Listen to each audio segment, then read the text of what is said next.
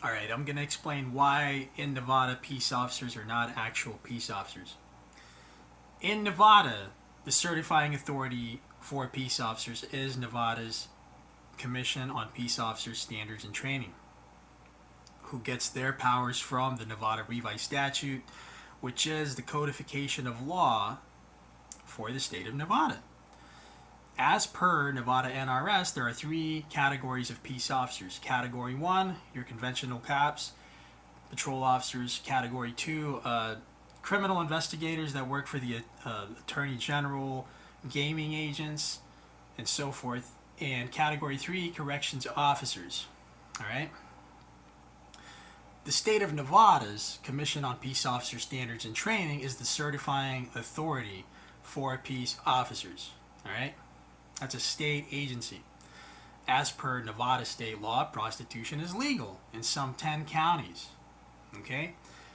Certified peace officers in Nevada conduct background investigations on prospecting sex workers or otherwise prostitutes. Okay? Now, those same sworn peace officers,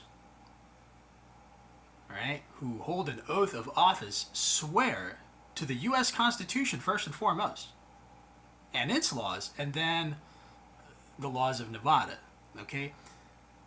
I've held an oath of office as a peace officer, I know. As per the U.S. Constitution, Article 6, which is known as the Supremacy Clause, the U.S. Constitution is the supreme law of the land, and its laws supersede all other laws. Any time that there is a conflict between state law and federal law supersedes. This has been further upheld by the U.S. Supreme Court, 1803 Marbury versus Madison. Any law repugnant to the Constitution and its laws, null and void. All right, that means we don't need judicial review. The precedent has been set. That's case law. So, as per Title 18 of the U.S. Code, Section 2142A, prostitution is illegal. That's it. You can't have a congregation of prostitutes, and you can't advertise prostitution. It's illegal as per Title 18, Section 2142A. That's federal law. It supersedes Nevada law, which legalizes prostitution. Why? Because Article 6 of the U.S. Constitution says so. Because federal law supersedes all other laws anytime there's a conflict between state law and the U.S. Code, for example. Right? Which has been further upheld by 1803 Marbury versus Madison. Any law repugnant to the Constitution and its laws, null and void. All right. So when you have peace officers that are vetted by the state of Nevada, who is out of compliance with federal law and is certifying peace officers who are vetting prostitutes,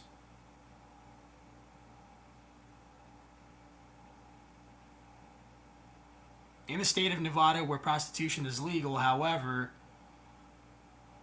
is illegal at a federal level. Okay, you cannot be cops and be implicit to prostitution. You just can't. Your certifying authority has no more authority at that point. Why? Null and void. Any laws repugnant to the Constitution is null and void.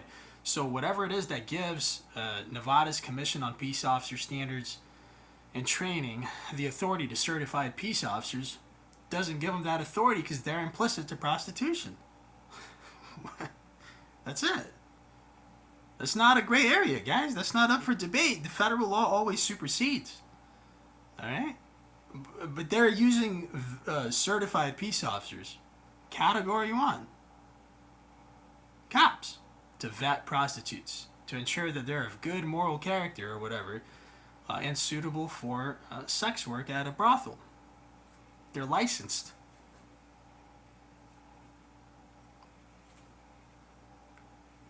kind of like gun owners with concealed carry permits. All right, so that's what I'm getting at.